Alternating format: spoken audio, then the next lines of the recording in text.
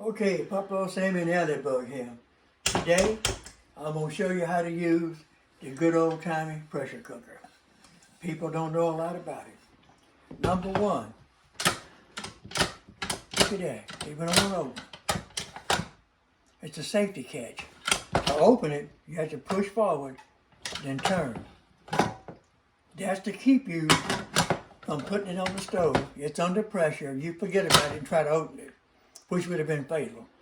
Okay, you put your water in it, you set it on the stove, and just turn it on high, and just let it go. In a few minutes, this little hole right here, this little bitty hole right there, there's a little plug in it. You'll see steam start shooting out of it. And then when it gets to shooting real fast and hard, if you just kind of shake it, it'll go poof, it comes up level. It stops the steam. And just steam quits coming out. And just let it keep on boiling, on high. Pretty soon you see this thing here start to do this. I was telling you, she's under pressure. Turn your fire down and let it alone. In about an hour's time, turn the fire off and don't touch it. Let it cool down.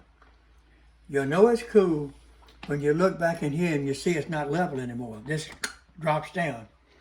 That little bitty plug drops down, makes the hole. Then you can do this.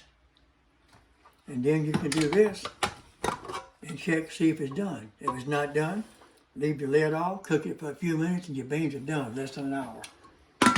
Now, Dad, I would like to make a point for all your viewers. This would not be a pressure canner that you could can jars in unless you do it on a regular stove top, like with the metal top. Like, you can't use a porcelain cooktop range like this. You need fire, or you need the old-timey cooktops, because with porcelain, you can't keep the temperature up high enough to pressure can foods. So this, like your temperature would go up and down, and you might win in it with botulism. However, like you said, you can cook what with this? Anything. Meatloaf, beans, rice. It just takes practice. Now, Dad, real quick question. Could I actually, for my garden, make a bone, like Yes. the bone stuff I wanted you to make for me? Okay. Just put it in here, put it under pressure, let it cook about an hour, hour and a half, and just let it cool down. You ain't got to take it off, just let it cool down naturally. Take the bone out, wrap it in a towel, and hit it with a hammer or something. If it fragnates, it's ready. If it don't fragnate it, put it back, cook it some more.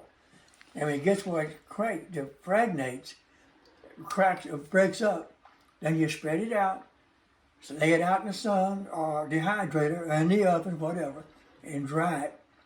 And then run it through your blender, and you'll have bone meal. And that's good for your garden.